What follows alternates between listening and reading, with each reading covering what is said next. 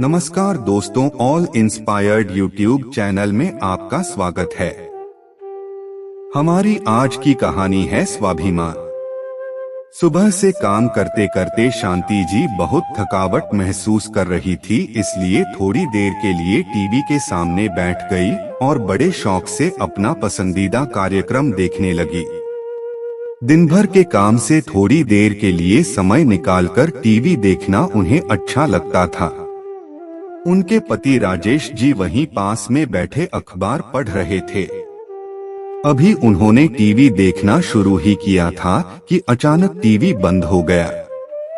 शांति जी यह देखकर चौंक गई कि उनकी बहू नेहा के हाथ में टीवी का रिमोट था। उसने ही टीवी बंद किया था। शांति जी ने हैरानी से पूछा, क्या हुआ बहू? टीवी क्यों बंद कर दिया? तभी नेहा ने कड़कती आवाज में कहा, माँ जी, सारा दिन आप टीवी देखती हैं। मालूम भी है कि बिजली का बिल कितना आता है। तभी अखबार को चेहरे के सामने से हटाते हुए राजेश जी बोले, बहू, यह कौन सा तरीका है अपनी सास से बात करने का? अब क्या वह टीवी भी नहीं देख सकती? तभी उनकी बहू ने कहा, बाबूजी, यह तो आपको भी मालूम है कि बिजली का बिल कितना आता है। आप तो सारा दिन बस अखबार में ही खोए रहते हैं।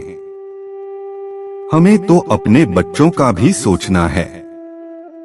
आज से यह रिमोट मेरे पास ही रहेगा। यह टीवी सिर्फ शाम को ही चलेगा।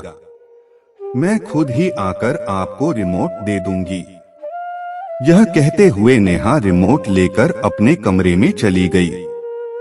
शांति जी तो जैसे सदमे से पत्थर ही हो गई। उन्हें अभी तक विश्वास नहीं हो रहा था कि जो कुछ भी उन्होंने सुना वह हकीकत थी या कोई सपना। तभी राजेश जी ने उनके कंधे पर हाथ रखा तो शांति जी की आंखों से आंसू बह निकले।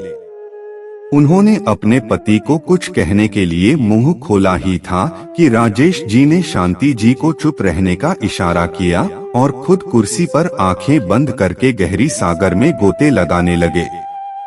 बेटे और बहू में बदलाव तो वह पिछले काफी दिनों से महसूस कर रहे थे।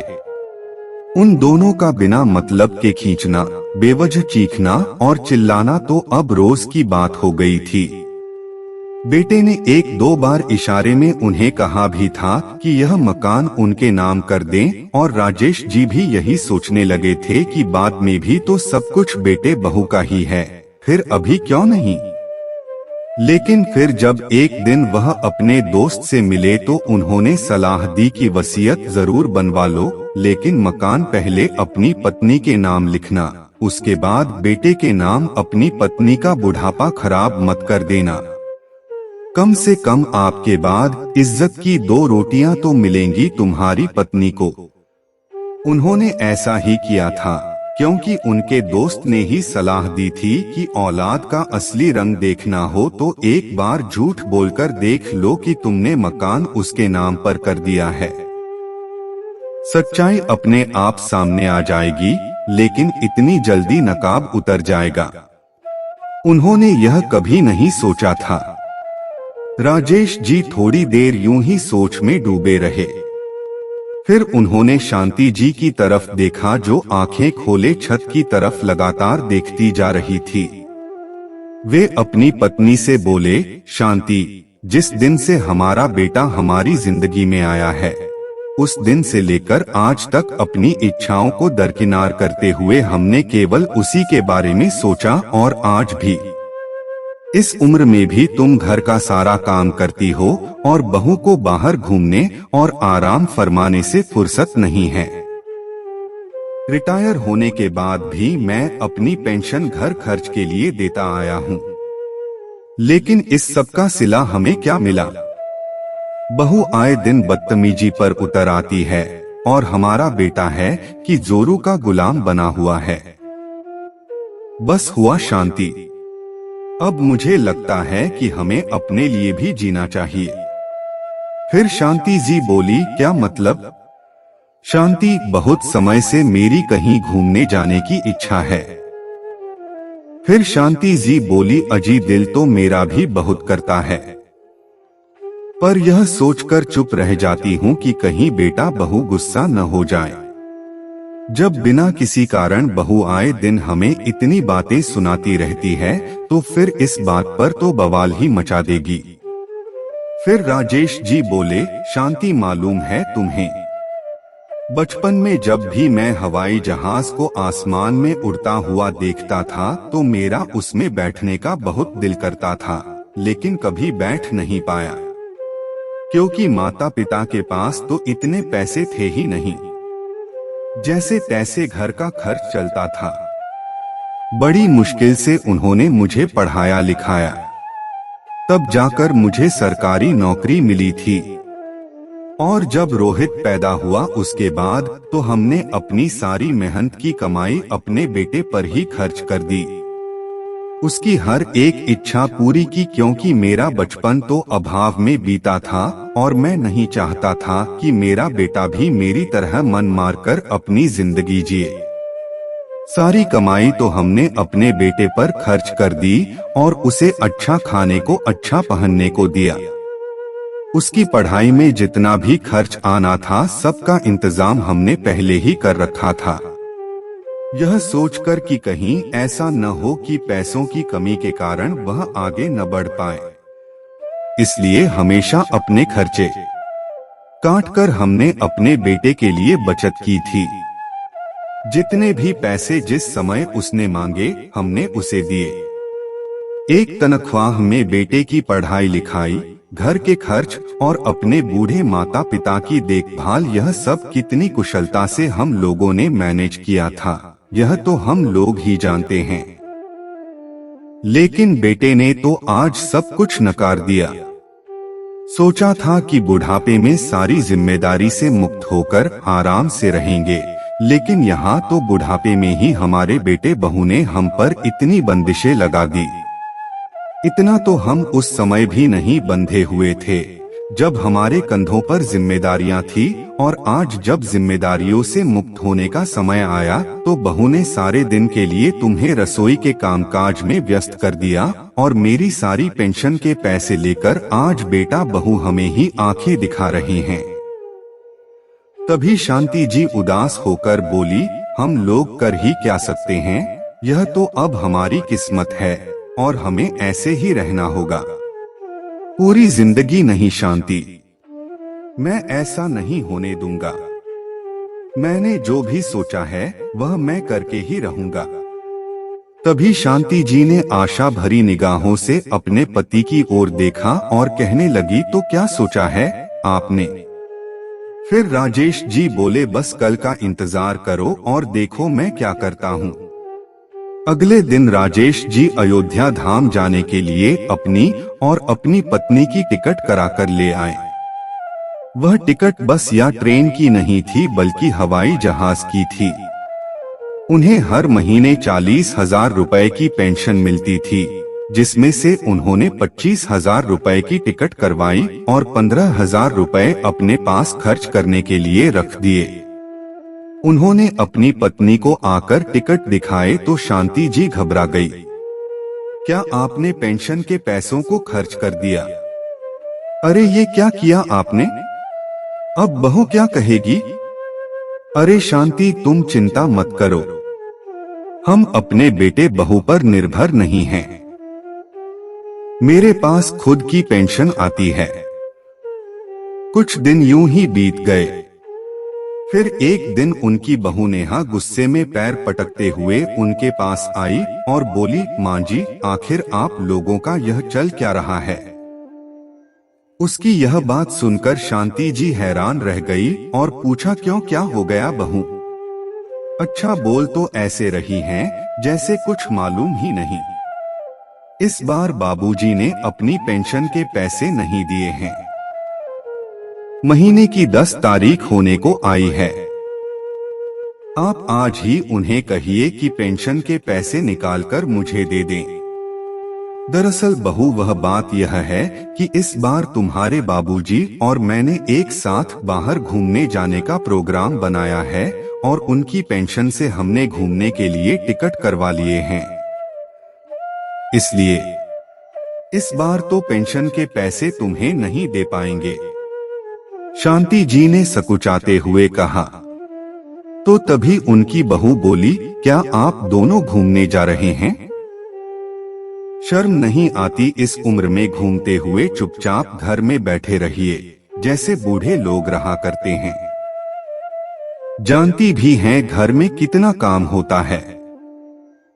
आने दीजिए आपके बेटे को, उन्हें भी बताऊंगी कि कितना फालतू का खर्च करते हैं उनके माता पिता, और हम दोनों से पूछे बिना आपने बाहर घूमने जाने का सोचा भी कैसी?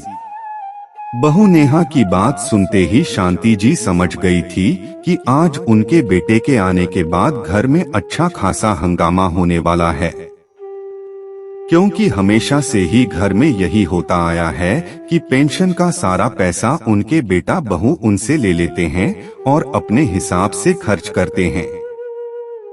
यहाँ तक कि उन्हें इसमें से 500 रुपए निकालने की इजाजत भी नहीं थी। अगर वो ऐसा करते तो घर में जोरदार झगड़ा होता था। एक बार की बात है, राजेश जी ने अपनी पत्नी को शादी की सालगिरह पर 1000 रुपए की साड़ी लाकर दी, तो पेंशन में से 1000 रुपए कम देखकर उनकी बहू राजेश जी पर चिल्लाते हुए बोली, इसमें से 1000 रुपए का आपने क्या किया है? कहाँ खर्च करके आए हैं?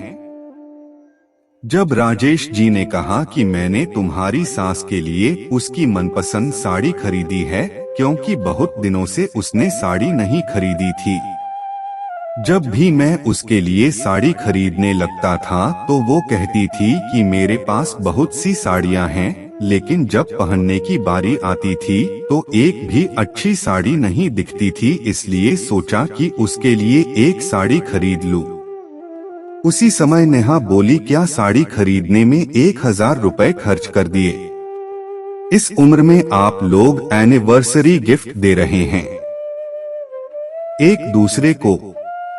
जरा सोचिए, घर में छोटे बड़े कितने खर्च होते हैं। बिजली, पानी, राशन, सबका बिल हमें देना पड़ता है। लेकिन आप लोगों को भी क्या पता कि शहरों में रहना कैसा होता है।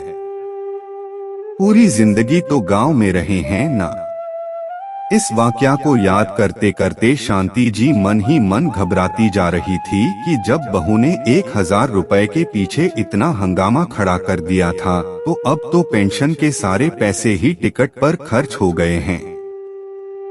शाम को जैसे ही शांति जी का बेटा रोहित घर लौटा तो नेहा ने उसे सब कुछ बता दिया। रोहित उसी समय आग बबूला होते हुए अपने कमरे से बाहर आया और गुस्से से चिल्लाने लगा, इस महीने की 10 तारीख हो गई है और आपने अभी तक पेंशन के पैसे नहीं दिए, और तो और हमसे पूछे बिना सारे पैसे खर्च कर दिए। अब इस महीने के राशन का खर्चा कैसे चलेगा, और इतना फालतू का पैसा खर्च करने की जरूरत क्या थी? बुढ़ापे में घूमने का शौक चढ़ा है। अरे आराम से घर पर नहीं रह सकते? ज्यादा ही घूमने का मन था तो पास के मंदिर में घूम आते। मैं आप लोगों से कह देता हूँ, अगर आपने पेंशन के पैसे नहीं दिए तो। इतनी बात सुनते ही राजेश जी का चेहरा गुस्से से लाल हो गया और रोबदार आवाज में जोर से बोले, तो क्या बेटा, बस बहुत हो चुका, तुम्हें बस हमारा घूमना ही दिखाई देता है। अपने फालतू के खर्चे नजर नहीं आते। बहू आए दिन नए से नए कपड़े खरीद कर लाती है, पार्टी करने जाती है। तुम लोग हर रविवार को बाहर खाना खाकर आते हो, उसका क्या? और तो और हमारा टीवी देखना भी तुम लोगों को गवारा नहीं। तुम्हारी पत्नी ने हमारे टीवी देखने का समय तक निर्धारित कर दिया। अरे बूढ़े हुए हैं, मर तो नहीं गए हम लोग। हमारा भी दिल करता है अपनी इच्छा से कुछ करने का, कहीं जाने का, अच्छा खाने का। हमारे कहीं जाने से तुम्हारे खर्चे बढ़ जाएंगे, लेकिन तुम्हारे बाहर घूमने से, पिक्चर देखने जाने से, बाहर का खाना खाने से खर्च नहीं बढ़ते क्या? अपने ऊपर तो खूब खर्च करते हो, लेकिन माँ बाप ने जरा सा खर्च कर लिया तो भड़क पड़े। भूल गए कि 2 महीने पहले ही तुम लोग विदेश घूम कर आए हो। तो क्या हवाई जहाज की टिकट मुफ्त में आती है? साल में 2 बार तुम बाहर घूमने जाते हो। क्या कभी हमने रोक टोक किया कि तुम कहाँ जा रहे हो, कितना खर्च कर रहे हो? फिर आज अपने घूमने के लिए जरा सा पैसा हमने खर्च कर दिया तो तुम्हें तकलीफ होने लगी। फिर रोहित बोला, पिताजी, अपने घूमने के लिए मैं आपसे पैसे मांगकर खर्च नहीं करता हूँ। खुद पैसा कमाता हूँ और उस पैसे से हम लोग घूमने जाते हैं। तो बेटा, मैं भी अपने पेंशन के पैसे से ही घूमने जा रहा हूँ। मैंने तुमसे पैसे नहीं मांगे। अपने पिता का यह जवाब पाकर रोहित गुस्से से तमतमा गया और बोला, ठीक है बाबूजी, अगर आपने घूमने जाने का प्लान बना ही लिया है तो इतनी बात समझ लीजिए कि इस घर में रहते हुए मैं आपको फोकट का नहीं खिलाऊंगा। खर्चे के लिए पैसे तो आपको देने ही पड़ेंगे, नहीं तो आपको रोटी नहीं मिलेगी। मेरे पास इतना पैसा नहीं है कि आप लोगों का खाना पीना भी निकालूं और आप लोगों के घूमने फिरने का खर्च भी। इतना कहकर रोहित अपने कमरे में चला गया। तभी उनकी बहू नेहा बोली, कभी सोचा भी है कि आपका बेटा दिन भर कितनी मेहनत करता है और फिर 2 पैसे लेकर घर आता है। हम कुछ दिन विदेश के घूम आए, वह आपको दिखाई दे गया, लेकिन यह दिखाई नहीं देता कि आपके 2 पोते हैं। उनके भविष्य के लिए भी कुछ पैसा बचाकर रखें। बस पैसा उड़ाने में लगे हुए हैं। इस बुढ़ापे में अब कहीं घूमने जाने की जरूरत नहीं है। चुपचाप घर पर ही रहिए और घर की रखवाली करते रहिए। और वैसे भी इस उम्र में बाहर घूमने जाएंगे तो घूमने के चक्कर में कहीं बीमार होकर आ गए तो मैं आप लोगों की सेवा नहीं करूंगी। फिर पड़े रहिएगा एक कोने में। क्यों बहू, घर में रहकर तुम्हारी सास क्या दिन भर काम नहीं करती है? बाहर घूमने जाएगी तब तुम्हें लगता है कि वह बीमार हो जाएगी। राजेश जी की बात सुनते ही नेहा मुंह फुलाकर अपने कमरे में चली गई। शांति जी तो अपने बेटे बहू की बातें सुनकर हैरान खड़ी रह गई। उनकी आंखों में से आंसू निकल आए। उन्हें समझ नहीं आ रहा था कि क्या करें। थोड़ी देर बाद शांति जी अपने पति राजेश जी से कहने लगी, सुनो जी, घूमने जाने की बात पर तो हंगामा ही खड़ा हो गया। मुझे लगता है कि हमें अपना प्लान बदल लेना चाहिए, नहीं तो बेटा बहू तो घर में हमें रोटी भी नहीं देंगे। घर में रहना ही मुश्किल हो जाएगा। बातें सुना सुनाकर हमें जीते जी मार देंगे। तभी राजेश जी बोले, तुम चिंता मत करो शांति, मेरे होते हुए तुमसे कोई कुछ नहीं कह सकता। जितना कहना था कह लिया। ये लोग जब विदेश गए थे तो कम से कम 5 लाख का खर्च करके आए होंगे और हमारे 500 रुपए खर्च करने पर भी कलह शुरू कर देते हैं। यह अन्याय आखिर कब तक सहन करते रहेंगे? हम कभी न कभी तो बोलना ही पड़ेगा, वरना हम इसी तरह समझौते करते ही रह जाएंगे। अगले दिन सुबह सुबह जब शांति जी रसोई में चाय नाश्ता बना रही थी तो सभी लोग नाश्ता कर रहे थे। शांति जी ने अपने बहू और बेटे की तरफ देखा तो उनके चेहरे पर अभी तक गुस्सा सवार था। न तो वह किसी से बात कर रहे थे, न ही किसी से नजरें मिला रहे थे। राजेश जी अपने घर के माहौल को अच्छी तरह समझ रहे थे। जैसे ही नाश्ता खत्म हुआ तो राजेश जी ने शांति जी से कहा, शांति, अब हम लोगों ने घूमने जाना है तो चलो तुम्हें 2-3 नई साड़ियाँ दिलवाता हूँ और अपने लिए भी कुछ अच्छे कपड़े खरीद लाता हूँ। बहुत दिनों से मैंने भी अच्छे कपड़े नहीं खरीदे हैं। अब घूमने जाएंगे तो पुराने कपड़े नहीं पहनेंगे। राजेश जी के इतना बोलने की देर थी कि उनके बेटा बहू तो पहले ही भड़कने को तैयार बैठे थे। सारी सीमाएं लांघता हुआ उनका बेटा रोहित बोला, बाबूजी, अब हम आपको अपने पास नहीं रख सकते। अरे आपने तो सारी हदें ही पार कर दी। आप अपना रहने का इंतजाम कहीं और कर लीजिए। सारी शर्म तो आपने बेच खाई है। अब बुढ़ापे में आप घूमने जा रहे हैं। हमसे आपकी ये हरकतें बर्दाश्त नहीं होती। फिर राजेश जी ने कहा, बेटा हम अपने रहने का इंतजाम कहीं और क्यों कर लें? ये घर हमारा है और इसे मैंने अपनी कमाई से बनवाया था। और तो और इस घर की जमीन भी मेरी मेहनत की कमाई से खरीदी गई है और इस हिसाब से ये घर मेरा है। लेकिन बाबूजी आप भूल रहे हैं कि आप ये मकान मेरे नाम कर चुके हैं। नहीं बेटा, मुझे अच्छी तरह से याद है कि मैंने वसीयत में क्या लिखवाया है। वो तो भला हो मेरे दोस्त का जिसने मुझे ये सलाह दी कि मुझे जीते जी अपना मकान अपने बेटे के नाम नहीं करना चाहिए, और अच्छा हुआ कि मैंने मकान तुम्हारे नाम नहीं किया, नहीं तो हमें बेघर करने में तुमने एक पल की भी देरी नहीं करनी थी। एक बात कान खोलकर सुन लो कि मैंने और तुम्हारी माँ ने जिंदगी में खूब इज्जत कमाई है, और अगर तुम लोग मेरी या तुम्हारी माँ की बेइज्जती करोगे तो मुझसे ये बिल्कुल बर्दाश्त नहीं होगा। इसलिए आज मैंने फैसला किया है कि या तो तुम ऊपर की मंजिल पर शिफ्ट हो जाओ और अपनी गृहस्थी, अलग मसालों और मुझे हर महीने 30,000 रुपए किराया दे देना, और या फिर कोई दूसरा मकान भी ढूंढ सकते हो। मुझे उससे भी कोई एतराज नहीं है। आज महीने की 20 तारीख है तुम्हारे पास। 30 तारीख तक का समय है, सोचकर जवाब दे देना। मैं उसी हिसाब से आगे के बारे में सोचूंगा। अब फैसला तुम्हारा है। तभी नेहा बोली, अगर आप हमें इस घर से निकाल देंगे तो इतने बड़े घर का क्या करेंगे?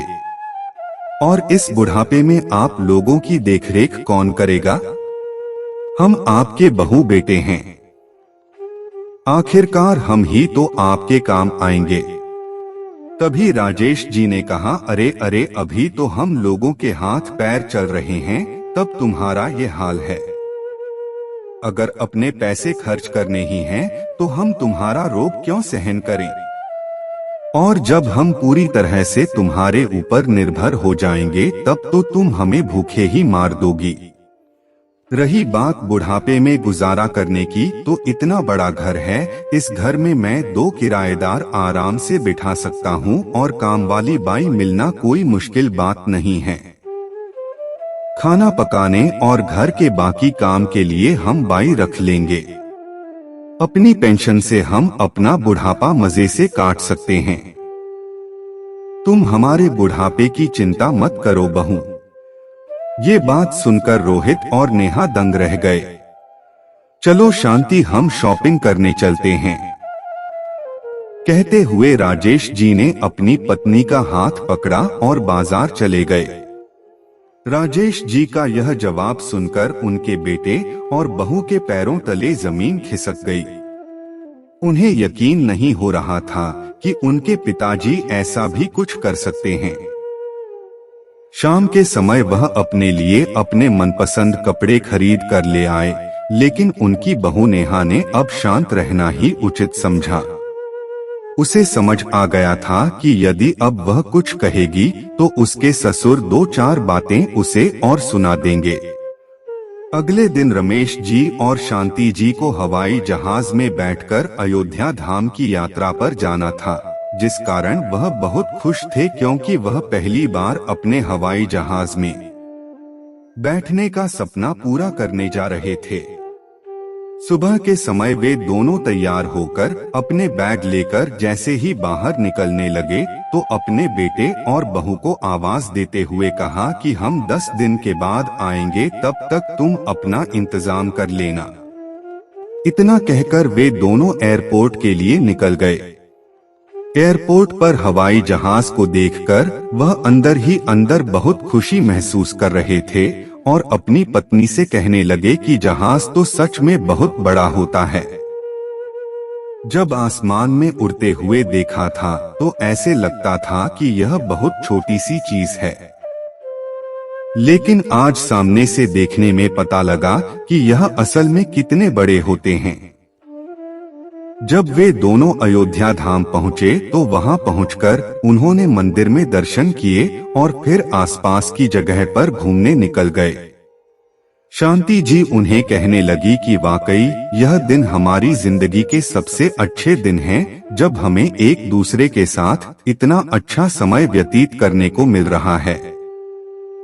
फिर राजेश जी बोले, शांति हम बूढ़े हो गए हैं तो क्या हुआ, अरमान तो हमारे दिल में भी हैं, न बुढ़ापा आने के साथ हमारी इच्छाएं मर तो नहीं गई ना।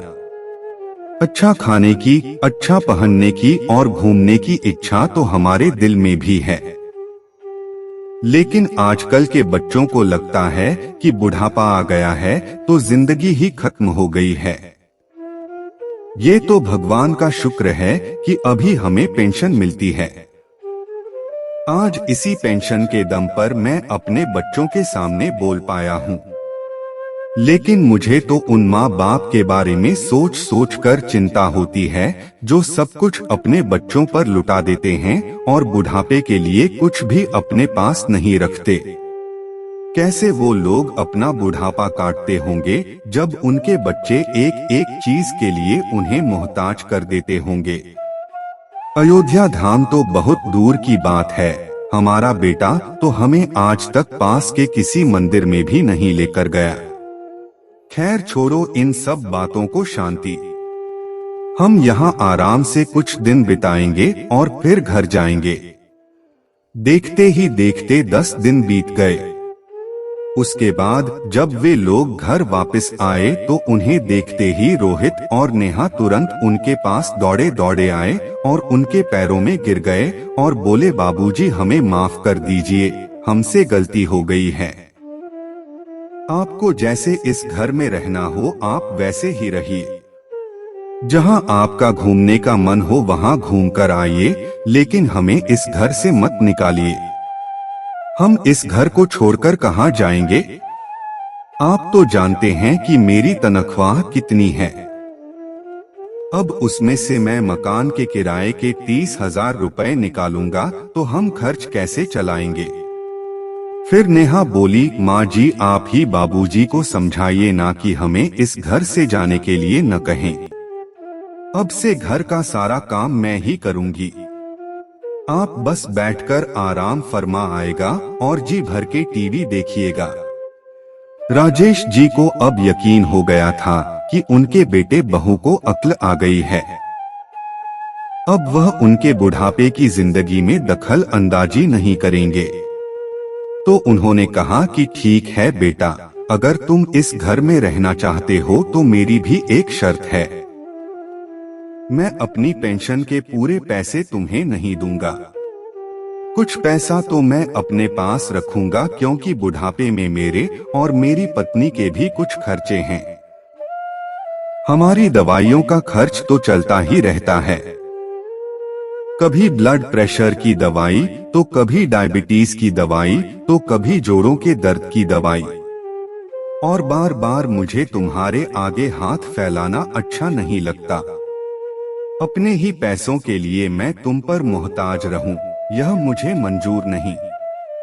तो फिर रोहित ने कहा, नहीं पिताजी आप ये कैसी बात कर रहे हैं, आपको जैसा ठीक लगे आप वैसा ही करना। फिर रोहित ने नेहा से कहा, नेहा तुम यहाँ खड़े खड़ी क्या कर रही हो, जल्दी से माँ और पिताजी के लिए चाय बनाकर ले आओ, वह थक गए होंगे। इतनी बात सुनते ही राजेश जी मुस्कुराने लगे और मन ही मन सोचने लगे कि आज अगर उन्होंने अपने और अपनी पत्नी के आत्मसम्मान के लिए यह निर्णय न लिया होता तो पहले की तरह आज भी उन्हें मन मारकर गुजारा करना पड़ता। कभी कभी जिंदगी में अपने लिए कुछ कठोर निर्णय भी लेने पड़ते हैं। थोड़ा सा स्वार्थी बनने में कोई हर्ज नहीं होता। यह तो दुनिया है और दुनिया तो कुछ ना कुछ बोलेगी ही। लेकिन अगर अपने हाथ में पैसा है तो अपनी इतनी इज्जत तो बनाकर रखनी चाहिए कि हमसे कोई कुछ न कह सके और अपने पैसों के दम पर हम अपनी जिंदगी को आत्मसम्मान के साथ गुजार सकें। तो दोस्तों, आपको यह कहानी कैसी लगी, लाइक और कमेंट करके जरूर बताएं और चैनल ऑल इंस्पायर्ड को सब्सक्राइब करना बिल्कुल न भूलें। मिलते हैं एक नई कहानी के साथ। बहुत बहुत धन्यवाद।